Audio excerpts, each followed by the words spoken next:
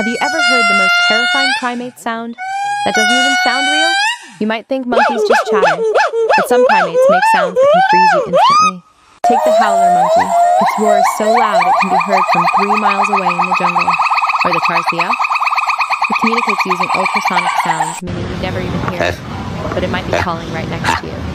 And then there's the chimpanzee. They can scream, bark, and even drum on trees to send signals through the forest. But the strangest part? Some scientists believe these sounds are the early roots of human language.